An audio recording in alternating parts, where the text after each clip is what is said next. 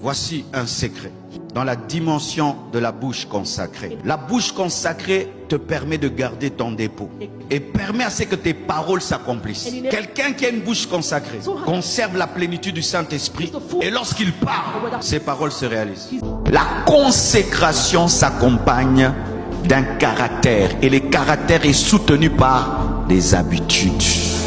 Quand il y a consécration, il y a des habitudes. On reconnaît un homme consacré par ses habitudes. Là où il y a la consécration, il y a une routine. Une routine. La consécration vient avec des routines. Les personnes propres ont des routines. Brossent leurs dents, n'est-ce pas? Se lavent régulièrement, se parfument régulièrement. Tu ne peux pas dire que tu es propre et tu n'aimes pas l'eau. Tu ne peux pas dire que tu es propre, tu n'aimes pas la brosse à dents. Tu ne peux pas dire que tu es propre, tu n'aimes pas le savon. La propreté, la consécration physique réclame une habitude dans la douche. La consécration physique du corps réclame une habitude avec le parfum, une habitude avec l'huile, une habitude avec la brosse à dents. Et la consécration spirituelle amène des habitudes. Un consacré doit intercéder. Un consacré doit louer. Un consacré doit servir dans la maison de Dieu. Un consacré doit prier. Un consacré doit se mettre à part. Un consacré doit se sanctifier. Un consacré doit craindre Dieu. Un consacré doit servir Dieu avec crainte et tremblement une fois, 2 fois, tous les jours de sa vie. Un consacré doit lire la Bible. Un consacré doit prier. Un consacré doit jeûner. Un consacré doit adorer. Un consacré doit intercéder. Un consacré doit aller à l'église. Un consacré doit avoir des responsabilités à l'église. Tu ne peux pas être consacré et tu ne fais rien à l'église. Tu ne peux pas être consacré, tu ne fais rien à l'église. La consécration t'exige de faire quelque chose dans l'œuvre de Dieu. La consécration t'exige d'intercéder pour les autres. La consécration t'exige de garder le feu dans la maison de Dieu. Et ces habitudes, Satan ne les aime pas. Satan combattra ta vie de prière. Satan combattra ta vie de louange et d'adoration. Satan combattra la lecture de la Bible. Satan combattra le service que tu rends à l'église. Satan combattra ta sanctification. Satan combattra ta consécration. Satan combattra tes habitudes afin de briser ta consécration. Tu veux attaquer un téléphone, fais qu'il ne soit jamais branché à la prise. Même si c'est un iPhone 17, il ne va servir à rien. Et des fois, tu peux être un consacré, mais coupe seulement ta vie de prière et il sait que tu seras lobate. Et beaucoup de chrétiens sont lobates parce que leurs habitudes spirituelles sont brisées. Quelle que soit la valeur de ton téléphone, quels que soient les mégas que tu as dedans, si il est lobate, il ne sert à rien. Et le diable combat ta relation avec Dieu, tes habitudes spirituelles, afin que tu ne serves à rien. Si Jésus, le Fils de Dieu, priait, à combien plus forte raison toi et moi? S'il y a quelqu'un qui ne devait jamais prier sur la terre, c'est Jésus. Mais Jésus priait la nuit, Jésus jeûnait, Jésus criait. Mais il y a des chrétiens qui ne prient pas. Que nos habitudes de consécration sont sérieusement combattues en ce temps de la fin. Et vous savez, pour tous ceux qui sont disciplinés, nous savons que pour maintenir une discipline, ça peut te prendre 10 ans. Mais tu peux perdre une discipline en 1 mois. Pour avoir la discipline de prier tous les jours, ça te prend des années. Mais laisse-toi aller seulement pendant 3 mois. Tu ne vas pas arriver à prier même 30 minutes. Il faut un effort. Chaque matin, chaque soir, chaque matin, chaque soir, chaque matin, chaque soir, la routine, l'habitude. J'aime la monotonie de la Bible.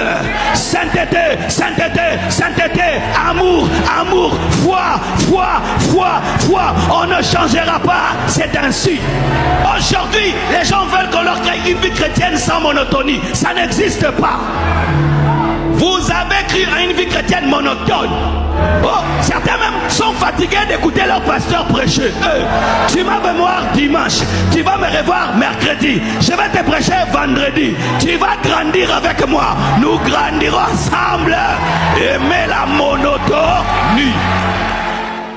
Lorsque que tu veux enfanter des personnes consacrées, consacre-toi. Il faut que ta matrice soit consacrée, ton ministère consacré, ta vie consacrée, ta prédication consacrée, ta chanson consacrée, ce que tu fais consacré, afin que tu engendres des consacrés. Tu ne vivras pas n'importe comment, parce que tu dois engendrer des consacrés. Tu ne feras pas n'importe quoi, parce que tu dois engendrer des consacrés. La Bible nous dit que Jésus-Christ se sanctifiait pour lui et pour les autres. Je ne me sanctifie pas que pour moi, je me sanctifie aussi pour toi. Quand je suis tenté, je pense à Dieu, je pense à moi, mais je pense aussi à toi, pour ne pas être une source de scandale pour toi. Tu veux engendrer des consacrés? Consacre-toi. Dis non au péché, dis non à la mondanité, dis non au diable, dis non, et tu vas engendrer des chrétiens stables, des enfants de Dieu enracinés. Tu vas déclencher un réveil, tu vas enfanter des puissants serviteurs de Dieu, des puissantes servantes de Dieu, parce que ta matrice spirituelle est consacrée. Je prie pour moi, mais je prie pour vous. Je me garde pour moi, je me garde aussi pour vous. À celui à qui on aura beaucoup donné, on demandera beaucoup. Ne vous glorifiez pas de beaucoup recevoir de Dieu. Lorsque Dieu te donne beaucoup, il te demandera beaucoup. Israël a commis des bêtises dans le désert. Dieu pardonnait, pardonnait. Mais lorsque Moïse seulement a frappé, au lieu de parler, Dieu lui dit: tu n'entres pas. Pourquoi? Le niveau de sa révélation était grande. Il ne pouvait commettre de telles erreurs. Il y a des choses que toi tu peux dire, ça va passer. Moi je ne peux pas dire. Moi je ne peux pas dire. Je ne peux même pas oublier certaines choses. Moi je n'ai même pas le droit de confondre les heures. C'est le niveau de ma coupe, le niveau de ma guerre, de mon combat, de mon appel, et j'assume cela. Mes frères et sœurs, vous devez savoir ceci, que lorsque Dieu te bénit beaucoup, ta responsabilité est grande et ton combat sera grand. Partout où il y a l'onction, il y a des interdits. Partout où il y a l'onction, il y a des interdits. Partout où il y a la puissance, il y a des interdits. Là où il y a l'électricité, il y a des interdits. Celui qui te parle de puissance sans te parler des interdits veut te tuer. Et s'il y a des gens qui respectent l'électricité, ce sont ceux qui connaissent l'électricité. Il y avait un interdit. L'interdit, c'est le vase de l'onction. La consécration, c'est le vase de l'onction. L'onction, c'est de l'huile, mais l'huile se conserve dans un vase qu'on appelle consécration. Et la consécration a des interdits. Tu ne couperas jamais tes cheveux. C'est-à-dire que lorsque Samson passait devant un salon de coiffure, c'était interdit. Lorsqu'il y avait une coiffure à la mode, c'était interdit. Quand les autres faisaient des pinques, c'était interdit. Quand les autres rasaient, c'était interdit. Il avait une coiffure démodée. Ne coupe pas tes cheveux parce que les autres coupent des cheveux. Toi, tu n'es pas dans la mode. Toi, tu as un interdit. Tu as un interdit. Tu as un interdit. Jamais tu n'iras dans un salon de coiffure, Samson. Tu rateras les nouvelles modes de coiffure, Samson. La consécration te fera rater des choses. Oui, j'aimerais vous dire que la consécration fait rater des choses. Tu passeras des temps dans des chambres pendant que les autres s'amusent. Tu passeras des temps seul pendant que les autres rient. Presque tous mes anniversaires, je suis en jeûne de 30 jours, de 40 jours. Presque tous mes anniversaires. D'ailleurs, j'ai décidé de changer de date d'anniversaire. Bientôt, je vais naître en juillet. Parce que souvent en juillet, je suis aux États-Unis, je suis à Paris. Je vais changer de date. Moi, je suis né le 27 janvier. C'est toujours jeûne de 30-40 jours. Bien aimé, je mange les légumes pendant mes jeûnes. Je vais changer. Papa Israël, je change de date. Le prix à payer, mes frères, de la consécration, c'est aussi rater des choses. Tu ne goûteras pas à tout. Tu ne feras pas tout. Tu n'iras pas partout. Les autres couperont les cheveux. Ils auront une nouvelle coiffure. Toi, tu as toujours la coiffure que tu avais depuis que tu es bébé. Qui d'entre nous ici a la coiffure qu'il avait depuis qu'il est bébé? Aucun d'entre nous. Il paraît même qu'il faut couper cette chevelure-là. Mais Samson avait la coiffure depuis qu'il est bébé. Il avait la même tête depuis qu'il est bébé. Oh, quelle monotonie! Aimez la monotonie qui garde l'onction. Aimez la monotonie qui garde l'onction. Oh, tu prêches de manière monotone. C'est ma monotonie. C'est ma monotonie. Un vrai messager est monotone. Un vrai messager est monotone. Un vrai messager est monotone. Un vrai messager est monotone parce qu'il doit dire ce que Dieu lui a dit de dire. Voici un secret. dans la dimension de la bouche consacrée. La bouche consacrée te permet de garder ton dépôt et permet à ce que tes paroles s'accomplissent. Quelqu'un qui a une bouche consacrée conserve la plénitude du Saint-Esprit et lorsqu'il parle, ses paroles se réalisent. C'est pourquoi Élie pouvait dire à Akab et les choses arrivent. Samuel pouvait annoncer et aucune parole ne tombait à terre parce qu'il était consacré. Lorsque tu es consacré, tu vas garder ton dépôt. Et si tu bénis quelqu'un, il est béni. Tu maudis quelqu'un, il est maudit. Un homme consacré atteint la dimension de la création, où tes paroles commencent à créer, où ce que tu annonces devient réalité. Lorsque tu parles inutilement, tu perds la puissance. Lorsque tu parles vainement, tu perds la puissance. Mais lorsque tu te consacres, ce que tu dis va arriver parce que tu as gardé la charge. Un jour, un sorcier a voulu manger un membre de ma famille. Ce membre de la famille tombait tout le temps malade. Et puis j'ai vu le sorcier. Je lui ai dit, si Satan est fort, ce membre de famille va mourir. Mais si c'est Dieu qui est fort, c'est toi qui vas mourir. Le sorcier est mort. Je ne sais pas s'il faut acclamer Dieu ou pas. Non, parce que je regrette qu'il soit mort. Mais c'est pour te dire à quel point, quand tu vis dans la consécration, tes paroles deviennent dangereuses. Un jour, quelqu'un a voulu détruire mon ministère. Puis j'ai parlé sur sa vie, conduit par l'esprit. Parce qu'il ne faut pas maudire pour maudire. Tu dois être conduit par l'esprit. Mes frères, sa vie était détruite au point où j'ai demandé à Dieu grâce et miséricorde pour que Dieu puisse le restaurer. Jusqu'aujourd'hui, il est détruit. Et Dieu a commencé à me dire, fais maintenant attention à tes paroles et à ton cœur. Quand tu es consacré, veille à ton cœur, qui est toujours l'amour. Parce que tu peux détruire la vie des gens, rien qu'en parlant. Tu peux créer des maladies et tu peux enlever les maladies. Tu peux créer la richesse et tu peux créer la pauvreté. Tu peux dire à quelqu'un, tu n'auras jamais d'enfant, il n'aura jamais d'enfant. Ah oui, vous devez le savoir. Tu sais pourquoi tu parles? Les choses n'arrivent pas parce que tu perds le dépôt en parlant n'importe comment. Et ainsi même quand tu déclares, les choses n'arrivent pas parce qu'il n'y a pas la puissance dans tes paroles. La Bible nous dit que Samuel vivait à la montagne. Il ne côtoyait pas les gens. Il n'avait pas le temps de dire n'importe quoi. Mais quand il disait une chose, aucune de ses paroles ne tombait à terre parce que sa bouche était consacrée. Consacre ta bouche. Tu béniras tes enfants et ils seront bénis. Consacre ta bouche. Tu vas ordonner, les choses vont arriver. Consacre ta bouche. Tu vas déclarer des guérisons. Il y aura des guérisons. Consacre ta bouche. Tu vas ordonner aux démons. Les démons vont partir. Consacre ta bouche. Tu vas parler. Ce sera puissant. Consacre ta bouche. Tu vas prêcher. Il y aura la puissance. Consacre ta bouche. Tu vas donner un conseil. Les gens vont sentir la puissance de Dieu. Consacre ta bouche. Tu vas créer au travers de tes paroles. Consacre ta bouche. Et ta bouche va devenir une bouche créatrice. Donne-moi la main. Tu vas ordonner. Les corps vont être guéris. Tu vas ordonner. Les sorciers vont être paralysés. Un jour, on était en train de prier. Et puis, on a entendu un bruit dehors. Boum! On sort. Un sorcier est tombé par terre. Nu. Il était là. Paralysé par terre. On dit, qu'est-ce que tu fais ici? Il dit, je passais au-dessus de la toiture. J'ai senti un feu qui m'a fait tomber. Lorsque tu veilles sur ta bouche, tes prières seront du feu.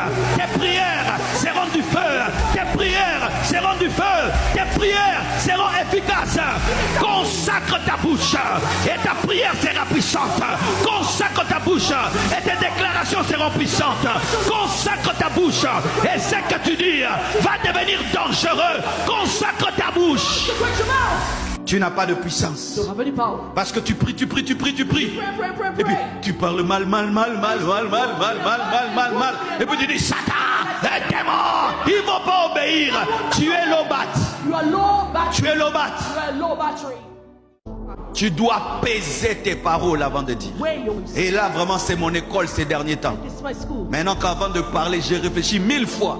Parce qu'une seule parole de ma bouche peut créer un buzz mondial. Rien qu'une parole. Maintenant là, si je veux faire un buzz, Je sais seulement ce que je vais dire. Buzz, toute cette prédication sera oubliée. Je suis conscient maintenant de la parole, mes frères. Sois conscient. Quand un homme te drague et te dit réponds, ne réponds pas vite. Pèse ta parole. Si tu dis oui, c'est fini. Toute ta vie prend une trajectoire. Imaginez, maman Esther m'a dit oui. Elle a quitté le Canada pour la RDC. Une parole l'a fait quitter le Canada pour la RDC. Parce qu'elle a dit seulement oui. Faites attention à vos paroles.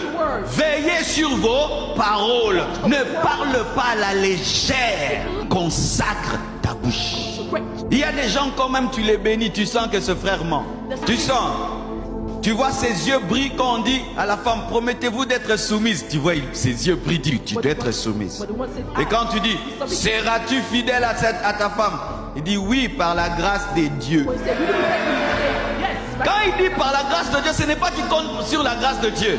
Il dit non, je pécherai, mais Dieu me pardonnera. Quand tu parles, ton cœur doit être dans ta parole. Mais si tu parles pour parler, mais ton cœur n'est pas dans ta parole, c'est une vaine parole. C'est une parole hypocrite. Ma soeur, tu es intelligente. Mais dans mon cœur, je dis tu es bête. Vaine parole. Vaine parole. Que ta parole reflète ton cœur. Il y a beaucoup d'hypocrisie dans les paroles. Où tu dis une chose, mais tu penses le contraire. Où tu dis une chose, mais tu feras le contraire. Où tu acclames, mais dans ton cœur tu dénigres. Les vaines paroles, c'est parler comme un païen. Il y a des chrétiens quand ils parlent. Tu dis, tu es né de nouveau comment? Il te parle vraiment, tu sens c'est un païen. Il a les langages là vraiment des païens. Il a les mots là des païens. Il a les choses là des païens vraiment, tu sens. Je peux comprendre si tu es un nouveau converti. Hein, tu as encore les langages du monde. Mais toi, ça fait des années. Hein, tu parles toujours comme un voyou. Tu parles toujours comme un voyou. Tu parles avec vulgarité. Hein, tu parles avec insanité. Hein, tu dis des choses vraiment qui font des explosions dans les oreilles. C'est parler comme un païen. Une fois qu'on s'est converti, on parle maintenant comme un chrétien. Se convertir change même ta manière de parler. Et toi là, viens ici, toi. Non, un chrétien ne parle pas comme ça. Et toi, viens là, toi. Non, non. S'il vous plaît, pouvez-vous vous tenir debout? Je vois des modérateurs comme ça. Debout! Non, non, non. Peuple de Dieu, pouvons-nous nous tenir debout? Silence dans la salle. Non, tu es impoli. Bien-aimé, est-ce que nous pouvons garder le calme? Je vois des gens comme ça. Oh, debout toi. Oh, viens là. Oh, non, tu parles comme un païen. Tu es un prince. Tu es un roi. Aie des manières. Aie de l'éducation. Tiens compte des grandes personnes. Tiens compte des papas. Tiens compte des mamans. Des fois même à l'église, il y a trop d'impolitesse. Trop d'impolitesse. Ce n'est pas parce qu'on s'appelle frère et sœur qu'il n'y a pas l'âge. Ce n'est pas parce qu'on s'appelle frère et sœur qu'il n'y a pas le droit d'aînesse. Ce n'est pas parce qu'on s'appelle frère et sœur qu'il n'y a pas des mariés et des célibataires. Ce n'est pas parce qu'on s'appelle frère et sœur qu'il n'y a pas les hommes de Dieu et les frères. Ce n'est pas parce qu'on s'appelle frère et sœur qu'on va se manquer de respect en parole. Et ce n'est même pas parce que tu es un homme de Dieu que tu as le droit de manquer le respect aux gens. Un enfant de Dieu par ses paroles honore tout le monde, valorise tout le monde. Au point même ta sentinelle se sent bien, ton chauffeur se sent bien d'être ton chauffeur. Et toi, impoli. Jésus donne les manières. Parce que quand l'onction perd sans politesse, ça ne bénit pas. La louange est devenue des moments d'amusement dans les églises. Alors que la louange brise les chaînes, chasse les démons, les esprits impurs. Les choristes maintenant commencent à croire que le temps de louange, c'est le temps d'amuser l'église. De faire des blagues au nom de Dieu. Ça commence à devenir frivole. Et ça commence à manquer du sérieux et de la puissance. lorsque la louange est véritable, les démons quittent les corps. Lorsque la louange est véritable, les esprits impurs quittent les corps. Les dépressions sont anéanties. Celui qui était triste reçoit la joie. Celui qui était KO reçoit la joie. Celui qui était démotivé reçoit la joie. Celui qui voulait abandonner Dieu reçoit la force de continuer. La louange, ce n'est pas un temps d'amusement, c'est un temps de puissance. Un temps de puissance. Et maintenant la louange est devenue des cris, et des petits cris, et des petits cris. Non, chantez des phrases, chantez la parole, chantez des phrases, hein? Chantez les versets bibliques, chantez la parole, chantez l'œuvre de la croix, chantez la résurrection, chantez la victoire de Jésus-Christ, chantez les Écritures, louez Dieu avec des textes profonds. Et après ces temps de louange ou de danse dans l'onction, on plonge maintenant dans l'adoration. Et quand on plonge, on entre dans le lieu saint. Et vous devez savoir, Église, la chorale ne chante pas pour nous. La chorale chante pour Dieu. De plus en plus, les églises deviennent des théâtres où les choristes font un spectacle et nous sommes là pour juger leur voix et leurs notes, leur organe. Non, tu dois faire aussi ton culte. Tu dois aussi adorer. Tu es la chorale, mais tu es une chorale qui n'a pas de micro. Beaucoup de gens viennent au culte pour assister. On ne vient pas assister au culte, on vient participer. Et les gens dans le culte, ils ont les pieds comme ça. Même si tu es millionnaire, c'est Jésus le roi des rois. Même si tu es milliardaire, c'est Jésus le roi des rois. Même si tu es un PDG, c'est Jésus le roi des rois. Des PDG comme ça. Arrête ça. Tu es un homme, tu n'es rien. Tu n'es rien. Plus les gens sont riches, plus ils sont lourds. Plus les gens sont élevés, plus ils sont lourds. Et ils sont comme ça. Mais les mêmes personnes, quand c'est un match de football, Real contre Barça, ils sautent. Mais à l'église, tu mens. Tu es un orgueilleux, tu es un gonflé. C'est un temps où tu adores Dieu. La chorale n'adore pas pour toi. La chorale adore pour elle-même. Si toi tu viens dans le culte, tu regardes, aujourd'hui la chorale elle vient bien chanter pour nous. Ce n'est pas la parole. Maintenant la chorale va nous chanter une chanson. La chorale ne nous chante pas une chanson. La chorale chante une chanson à Dieu. Les choristes ne sont pas nos serviteurs, sont serviteurs de Dieu. Et là la chorale fait l'adoration ensemble. Et après, les choristes se retirent. Et une seule personne reste seule. Et ça doit être le choriste qui est le plus profond. Et lui, il amène la dimension de sa chambre à l'église. Ça ne doit pas être un choriste qui chante seulement. Il doit être un homme de prière. Ça doit être un choriste où, quand il n'a pas de micro, il est déjà adorateur. Où on sait qu'il craint Dieu. Pas qu'il est une star, mais il craint Dieu. Pas qu'il est une star, il craint Dieu. Pas seulement qu'il a une belle voix, mais il a l'intimité avec Dieu. Et celui-là, les autres descendent. Et il reste seul. Et il adore son Dieu. Et nous adorons ensemble. Et pendant que nous adorons ensemble, les choristes qui sont descendus font la cappella avec lui. Ils l'accompagnent mais sans des micros. Vous savez pourquoi? Quand il y a trop de micros, nos voix baissent. Parce qu'il y a un principe scientifique. Lorsque ce que tu entends est trop fort, ta bouche se ferme. Il faut un temps où c'est un seul choriste qui entonne et nous tous devenons la chorale. Et ce que j'ai remarqué, je n'ai jamais vu une foule mal chanter. Tu vas dans un stade, entonne un cantique, la foule chante, c'est toujours parfait. Ça te donne des chairs des poules. C'est bizarre, j'ai jamais compris ça. Et c'est quand Dieu est content, lorsque comme un seul homme, toute une église chante. Un cantique simple, chanté par toute une foule. Mes frères, quelle puissance extraordinaire. Et après, que cette choriste ou ce choriste ait chanté, et il nous a plongé dans la gloire, lui aussi se retire. Et personne n'est star ni vedette. Et il va s'asseoir. Et ici, il n'y a plus personne. Il n'y a que le pianiste qui joue le piano, mais qui ne joue pas n'importe quoi, qui entonne avec le piano. C'est-à-dire qu'il chante au piano. C'est que toi tu vas chanter avec ta bouche.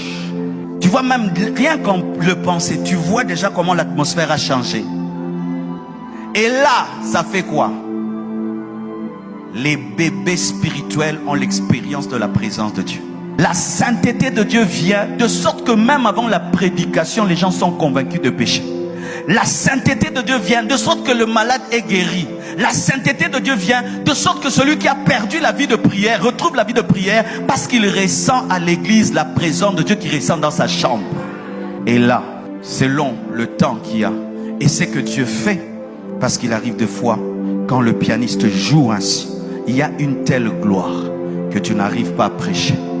Il y a une telle gloire que tu sens que tu dois prêcher. Il y a une telle gloire qu'on commence à imposer les mains. Il y a une telle gloire que le culte prend une autre tournure. Et là, on s'abandonne à Dieu. Ça fait des cultes qui marquent pas seulement en prédication, mais en présence.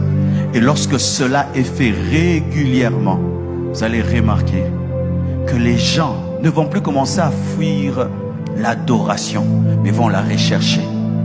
Les gens ne vont plus fuir la présence de Dieu, mais vont la rechercher. Et lorsque la présence de Dieu vient souvent dans le temple, dans l'église, ça enracine les gens en Christ. Parce qu'ils le rencontrent. Et ça devient facile de prêcher. Parce que quand la gloire de Dieu est là, même une simple prédication devient puissante. La prière au niveau du corps, du parvis, c'est quand tu pries, mais tu as trop conscience de la chaleur, des moustiques, des bruits, de tout ce qui se passe autour de toi. Qui a déjà senti ça? Ça arrive quand? Au début de la prière. Quand on est au début de la prière, on est au niveau du corps. Tu fais des efforts, tu as sommeil, tu sens que tu as faim, tu sens qu'il fait chaud, tu sens qu'il fait froid. Tu es distrait, mais tu dois faire un effort, tu dois continuer. Et maintenant, quand tu continues, il y a maintenant ton âme qui est sollicitée. Tu commences à sentir de l'amour pour Dieu, la tristesse, le fardeau. Tu sens que maintenant, ton âme est présente dans la prière. Mais là encore, ce n'est pas la dimension totale. Parce que même quand tu arrives au niveau de l'âme, tu as conscience du temps. Tu as conscience de ce qui se passe autour de toi. Mais il y a une dimension, quand j'arrive au niveau de l'esprit, j'oublie le temps. C'est-à-dire que je peux régler ma montre. Je dis je veux prier de 10h à 15h. Et au début là, de 10h à 11h, je lutte. Mais je vais arriver à un endroit, pouf, il est déjà 15h. Quand est-ce que je suis passé de 12h à 15h? Moi-même, je ne comprends pas. Au point où j'ai besoin maintenant de mettre des caméras pour savoir ce qui se passe quand je prie. Parce que je ne comprends pas comment le temps va aussi vite. Alors que je sais que j'ai passé beaucoup de temps, mais je ne sens pas que j'ai passé beaucoup de temps, comme si quelque chose est arrivé, le temps a changé, mais le temps était le même, mais c'est comme si c'était moi qui n'avais plus la notion du temps, comme si j'étais ailleurs, mais j'étais dans ma chambre. Mais maintenant, comment amener cette dimension dans toute l'église? C'est quand maintenant tu vis des choses à l'église, à la maison, mais quand tu viens à l'église, le modérateur te dérange, la chorale te dérange, tout te dérange. Des fois tu es plongé, le modérateur il a l'inspiration, debout. Des fois la chorale chante une bonne chanson, quand tu plonges, tout d'un coup ils ont l'inspiration de la changer. Des fois c'est quand la louange devient bien, maintenant vous voulez entrer, tout d'un coup ils arrêtent. Ils ont décidé d'arrêter. Vous savez pourquoi ils font ça? Ils ne savent pas où ils nous amènent. Ils suivent un programme mais ils ne suivent pas la gloire. Chers choristes, alléluia. Quand vous préparez les cultes, écoutez le Saint-Esprit qui vous donne les chansons. Des fois, la chanson que vous aimez, nous on ne la veut pas et Dieu ne la veut pas. Et des fois, la chanson là que vous avez chantée au début, c'est celle que vous devez chanter jusqu'au bout. Mais comme vous avez prévu 3 chansons, vous voulez changer. Pourquoi vous changez? C'est déjà bien. Il y a déjà la gloire. Il y a déjà la puissance. Pourquoi vous changez la chanson? Il ne faut pas nourrir Dieu à ton goût, mais au goût de Dieu. C'est pourquoi il faut faire toutes choses conduites par l'Esprit. Lorsque les églises de réveil avaient commencé, Nous commencions nos cultes en ce temps-là au niveau de la cuve des reins, en demandant pardon. Je ne sais pas si vous, mais nous quand on s'était convertis, c'est le modérateur quand il montait ici, disait, il y a des gens qui ont péché avant de venir ici. Il y a des gens qui ont commis le péché. Nous allons nous repentir. Nous allons demander à Dieu pardon. On s'est repenté, on demandait pardon, n'est-ce pas? Si même tu arrives en retard, il y avait un coin pour demander pardon. Qui a prié dans des églises pareilles? Maintenant, nous entrons dans les cultes comme si Dieu était notre pote. Il vient d'insulter dehors. Il vient de commettre des bêtises dehors. Et puis il entre. Alléluia. Toi tu danses pour qui? Pour un Dieu en colère. Répentez-vous avant de faire un culte. Mettez-vous en ordre avant de faire un culte. Sanctifiez-vous avant de faire un culte. Purifiez-vous avant de faire un culte. Laissez-vous laver par le sang de Jésus avant de faire un culte. Sinon c'est de la religion. C'est vrai, modérateur, toi tu crains Dieu. Mais qui te dit que tout le monde craint Dieu? Nous faisons un culte ensemble. Nous devons nous rassurer que tout le monde est en ordre. Alors dire, frère, si tu n'as pas bien marché avant ces cultes, demande à Dieu pardon. Nous nous mettons tous en ordre. Et après cela, le modérateur quitte la place. Les modérateurs présents du début à la fin du culte embrouillent le culte. Des cultes où le modérateur est trop présent sont souvent bloqués par sa personne. On a trop conscience de lui. Au point où les modérateurs commencent à dire, j'aimerais que vous puissiez battre les mains. J'aimerais. Et toi, on fait les choses pour toi, pour Dieu. Salue-nous, conduis-nous à la repentance. Et puis descends. Toi aussi fais ton culte. Parce que quand tu es le modérateur, du début à la fin d'un culte, tu n'es pas concentré. Tu as plus conscience de ce que toi tu vas faire les gens. Mais toi-même dedans, tu souffres du début à la fin. C'est une souffrance. Parce que tu dois tenir le culte. Mais le culte ne doit pas être tenu par un homme. Il doit être tenu par le Saint-Esprit. Et après, la chorale commence. Comme on ne peut pas commencer brusquement et prendre les gens brusquement, on commence doucement. Amen. Parce qu'il y a d'autres, ils doivent se chauffer progressivement. Si vous leur commencez, alléluia. Il dit, mais qu'est-ce qu'ils ont comme ça, soit agités? Commence doucement. Mais après, il faut la louange. Dans la louange, on est à la dimension du parvis. Et c'est important. Le corps doit célébrer le Seigneur. Il faut danser pour Dieu. Il faut vraiment louer, vraiment vous louer. Et s'il y a des gens qu'on devait imiter en ce temps, ce sont les Nigérians. Ces gens louent Dieu. Amen. Hein? Louer, vraiment, on loue, la chorale loue. Mais après, si après la louange, directement on prêche, il y a des gens qui n'ont pas plongé. Car il y a des gens qui dans la louange ne sont jamais concentrés. Vrai ou faux? Vrai ou faux? Alors si on loue et puis parole, il y a des gens qui ne sont pas plongés. Ça va faire qu'ils entrent dans la dimension de la parole, mais n'ont pas été préparés en esprit pour la recevoir. C'est comme si nous sémons, mais la terre n'est pas sarclée.